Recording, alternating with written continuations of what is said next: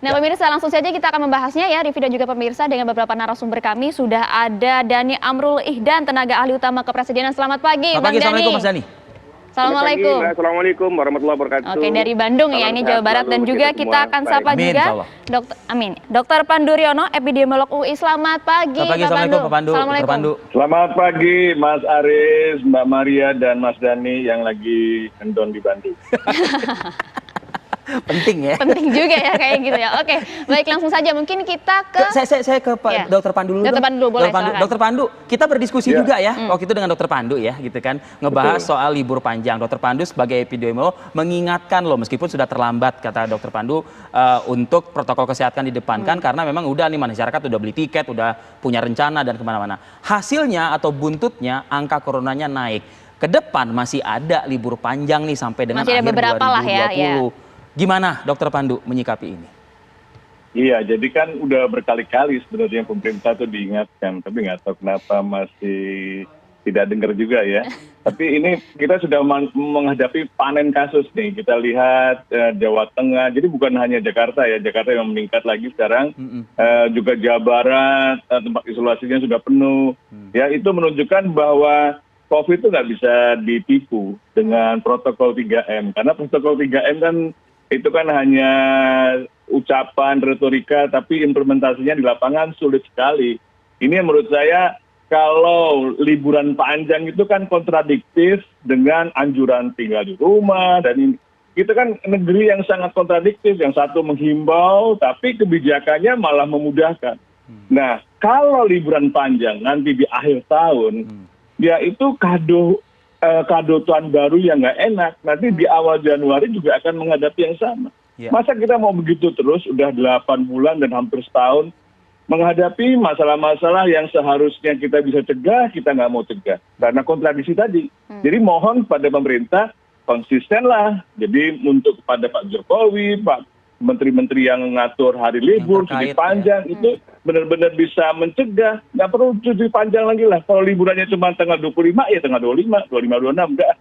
Yang ini diperpanjang sampai tanggal 1, tanggal 2, dan sebagainya. Sudah pasti akan meningkat lagi. Oke, dokter. Tapi kalau untuk suara dari teman-teman epidemiolog atau secara personal, Dokter Pandu sendiri, setuju nggak kalau misalnya libur panjang ini direvisi? Meskipun sudah menyisakan 1 bulan doang. Dan juga memang korelasinya apakah begitu signifikankah antara libur panjang dan juga peningkatan COVID-19, Dok? Ya, jadi kita kan mempelajari pengalaman sebelumnya ya, dari mudik, lebaran, kemudian liburan panjang 17 Agustusan, terus liburan panjang tahun baru Hijrah, kemarin liburan panjang Maulid ya kan, dan kita melihat fenomena yang sama. Artinya, dan di banyak negara juga akhirnya sepakat bahwa mobilitas penduduk itu kalau masif itu sangat berpengaruh untuk terjadi peningkatan kasus. Karena liburan panjang itu orang akan bepergian dan masif kemana saja. Lebih dari jutaan penduduk akan memanfaatkan liburan panjang ya dalam era yang sekarang sudah disuruh tinggal di rumah, pasti bosen kan. Dan apalagi dengan kemudahan-kemudahan tiket yang murah, diskon-diskon tempat pariwisata. Iya, stimulus ekonomi. Jadi saya melihat bahwa sebenarnya pemerintah ini mau menekan pandemi atau memulihkan ekonomi secara cepat. Bolehlah untuk tetap liburan boleh, tapi kan jangan dipermudah seperti itu. Liburan jangan terlalu lama. Diakui sih kemarin oleh para kepala daerah, memang ketika libur panjang itu PAD mereka meningkat. Gitu loh, Dokter Pandu. Betul. Tapi juga kasusnya meningkat. Jadi nanti jadi sebenarnya sederhananya adalah ingin dikatakan Dokter Pandu, kalau untuk menangani COVID-19 bukan hanya ke virusnya saja, bukan hanya 3M, tapi juga ke mobilisasi manusianya begitu ya? Betul sekali. Oke, ini ada penelpon sebelum ke Mas Dhani, warga yang ingin juga ikut bersuara ya, berpartisipasi bersama kami. Kita sambungkan sekarang. Ya, selamat pagi. Halo, Assalamualaikum. Waalaikumsalam, dengan Mas Jojo ya. Mas Jojo di mana nih, Mas? Di Situbondo. Situbondo. Pendek saja singkat, apa Mas yang ingin disuarakan, Mas? Mengenai libur panjang. Ya, saya kira untuk libur panjang, kita yang pertama sadar diri. Bahwasanya pandemi masih ada.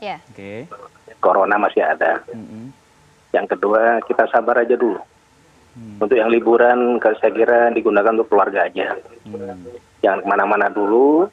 Saya kira itu lebih baik daripada harus kemana-mana, tapi menimbulkan bencana pandemi yang lebih besar lagi. Mengenai keinginan kepada pemerintah, adakah? Untuk pemerintah saya kira harus lebih tegas lagi. Oke. Jangan pilih-pilih. Siapapun yang melanggar harusnya tidak dengan tegas. Jangan hanya karena mohon maaf si A ini punya punya nama besar dan sebagainya, harus ada tindakan. Kalau memang misalnya kerumunan tidak boleh. Oke. Kalau misalnya diizinkan ya diizinkan semua gitu loh. Oke. Jadi saya kira ini pemerintah harus lebih tegas lagi, bahwasanya kasihan mereka yang sudah 8 bulan tidak keluar kemana-mana gitu loh. Oke. Mereka sudah menjaga protokoler dan sebagainya, bahkan ada yang sekarang, ya mohon maaf, beberapa kali saya lihat di televisi sudah ada kerumunan dan sebagainya. Ini saya kira kurang ketegasan dari pemerintah. Kurang ketegasan dari pemerintah begitu ya Mas Jojo ya. Kalau orangnya sabar-sabar kayak Mas Jojo sih enak ya kan. Tapi kata pemerintahnya harus lebih tegas gitu ya. Lebih tegas, bukan lebih keras, harus tegas. Oke, kita tanya langsung aja mungkin ya ke Bang Dani. Terima kasih ya Mas Jojo ya. Terima kasih banyak Bang Jojo. Ya. Bang Dani, katanya pemerintahnya kurang tegas, Bang. Ya, tentu pertama ya tentang ketegasan. Tentang ketegasan ini adalah suatu hal yang sebetulnya sangat dinamika di dalam mengatasi permasalahan COVID ini. Nah, kalau kemarin sempat disampaikan bahwa pemerintah akan mencoba melakukan evaluasi untuk penetapan hari libur ke depan. Iya. Tentu dengan adanya lonjakan kasus yang 5.400 beberapa hari yang lalu, itu menjadi keprihatinan dan catatan kita sendiri untuk melakukan evaluasi secara konkret bahwa dalam beberapa minggu ke depan itu ada kemungkinan terjadi eskalasi apabila terjadi liburan panjang, karena memang perilaku masyarakat Indonesia juga kita mesti sadari, di samping memang kepenatan dan kebosanan di dalam work from home, sehingga membuat orang harus pada saat weekend dimanfaatkan untuk berlibur. Nah, yang kedua yang juga kita harus antisipasi bahwa pemerintah apabila akan menerapkan nanti di akhir tahun itu long weekend, libur panjang, tentu kita harus panggil dulu pengelola-pengelola tempat-tempat wisata. Itu kan sudah sering dilakukan, Mas Dani. Itu dipanggil. Nah, ini perlu untuk menjaga konsistensi tentang kapasitas. Karena ini kan titik-titik kerumunan ini kan kita harus pantau kan, spot-spotnya di mana. Lalu pengelola tempat wisata dipanggil sekali lagi untuk diminta komitmen on paper, tertulis. Kalau diperlukan nanti kita lihat sanksi-sanksi administratif dan sanksi-sanksi selain administratif yang bisa kita tempuh untuk menjaga konsistensi itu. Karena yang susah itu konsistensi ketika ada kerumunan di dalam suatu proses antrian reservasi atau tiketing atau di depan loket, itu untuk dikendalikannya sulit. Nah, ini yang perlu ada manajemen pengendalian dari mulai tiketing, dari mulai tempat antrian pendaftaran, manajemen pengendalian ketika kapasitas di dalam suatu tempat hiburan sudah melebihi dari 40%, nah itu sudah ada warning. Oke, manajemen pengawasan juga nanti yang akan kita lihat dari pemerintah pengawasan seperti dalam apa. tiketing reservasi. Iya, oke. Nah, tapi kita jeda terlebih dahulu ya Bang Dani ya, karena memang sudah durasi, nanti akan kita lanjutkan usai jeda. Pemirsa tetaplah bersama kami di Apa Kabar Indonesia Pagi.